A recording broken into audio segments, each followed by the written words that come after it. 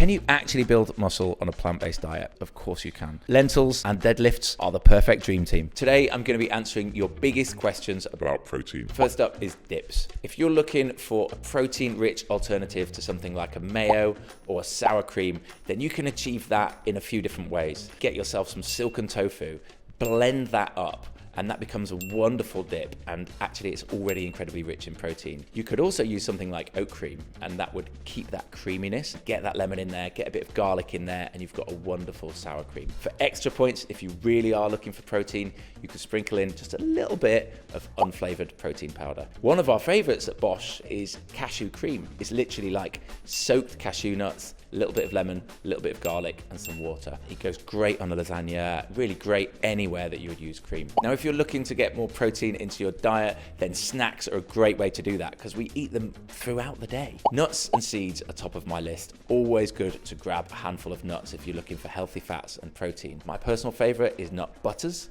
because they've got that kind of creamy, delicious unctuousness. I'll put my nut butters on something like a rice cake, maybe with some like flax seeds or sesame seeds sprinkled on top. You're just getting protein on protein on protein. We also love a protein bar, but I would always try and opt for a sugar-free or a low-sugar protein bar because that's going to be a healthier option. You could also, of course, go for those beans. Roasted chickpeas are a wonderful place to start.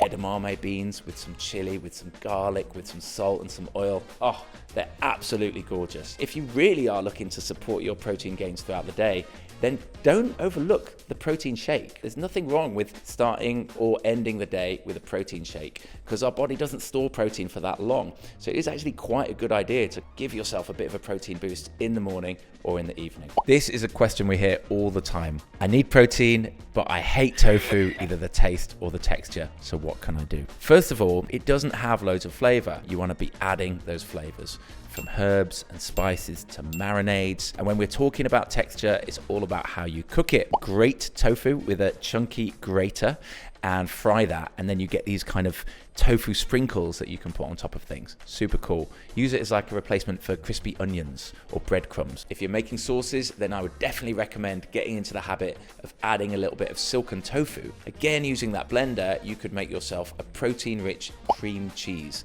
by taking firm tofu and blending it with some lemon in there, some garlic in there, a little bit of salt, a little bit of nooch maybe. That would make an amazing cream cheese. Go great on a bagel. Maybe you could have some plant-based salmon on there as well. Any of them would be absolute protein wins. One of the favorites in my house with my family is scrambled tofu. Take firm tofu, crumble it into bits and fry it with a little bit of turmeric, a little bit of garlic or garlic powder, a little bit of nooch, and then you've got the perfect scrambled egg alternative. Leaving the best till last, crispy tofu chunks. Break your tofu up into roughly 1-inch chunks. Coat that tofu in cornstarch mixed with herbs and spices. That cornstarch will then give it a crispy coating when you fry it in some oil. Are you struggling to get enough protein into your diet? Generally, I feel your pain. I know it's tough, but it doesn't need to be. You just need to start following these easy steps. First of all, make sure you are focusing your meals on protein-rich foods. So beans, legumes, nuts, seeds, make sure they are the center of your plate. Tofu and tempeh, they are like your heroes.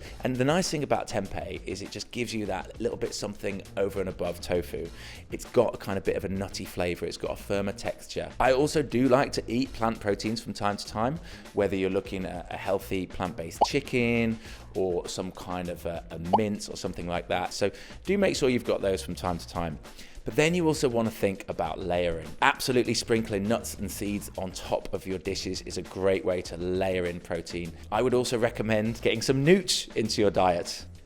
This is nooch. If you don't already know what this is, it's a protein-rich, high-fiber sprinkle that goes great in cheese sauces because it's got a kind of cheesy flavor. But if you sprinkle it on top of things like pasta, then you're going to get a kind of nice cheesy nuttiness.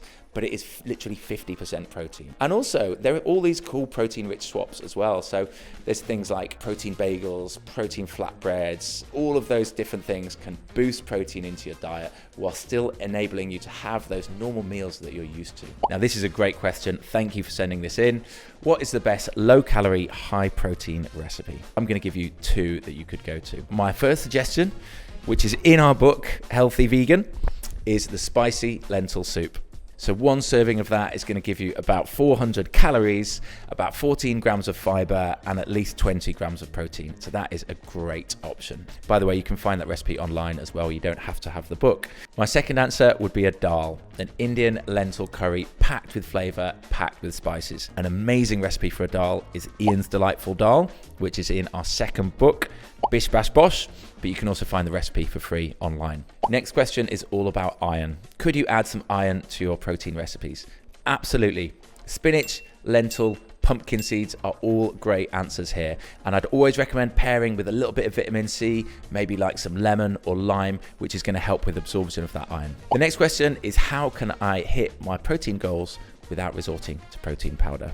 If that's you and what you want to do, then it's all about whole foods: beans, legumes, tofu, tempeh, seitan, quinoa. Build meals around those and you will hit your protein goals without having to get that protein powder in the mix. Can you actually build muscle on a plant-based diet? And the answer is, of course you can. Plenty of athletes do. There's plenty of examples of plant-based athletes. You need to focus on obviously a calorie surplus so that you've got excess calories to actually build muscle with. You want to make sure your meals are correctly balanced. You're hitting the right amount of protein, which is quite substantial if you're looking to build muscle. And you want to make sure that you're doing so regularly and consistently in line with your training. Focus on progressive overload so that you're consistently stressing your muscles out by pushing them with harder and harder weights on a regular basis. And of course, making sure that you're keeping your meals fun and exciting, getting good rest, and drinking plenty of water. But in brief, lentils and deadlifts are the perfect dream team. Next question, how can we get protein into our breakfasts? If you think about a fry up, but you're making it healthy, then you're gonna have plant-based sausages. Make sure you get some good ones that are low in salt, low in saturated fat. You're gonna have your tofu scramble. Maybe you've even got a tofu bacon in there. Some baked beans, I would go for the low sugar baked beans because they're gonna be healthier. You add that onto a slice of high protein bread and you've got a massively protein rich meal. You could go for something like a chickpea wrap or a breakfast burrito, also packed with protein. You could also make a chickpea flour pancake. So a graham flour pancake would be a wonderfully protein rich breakfast. Now, time to talk about batch cooking because we're all super busy. In fact, batch cooking is something I like to do at home all the time. If you're looking to get high protein, low calorie meals batch cooked, then my recommendation would be to start with a chili. Go for a bean focused, lentil focused, or even a soy mince focused chili, or even a combination of all three. Make a massive batch of that, get that in the freezer, get that in the fridge, and that'll last you throughout the week. Hopefully that's answered some of your burning questions around protein. And if you've got anything else you'd like to see answered, leave it in the comments and we'll try to get to it in a future video. Like and subscribe for more videos like this, and we will see you on the next one.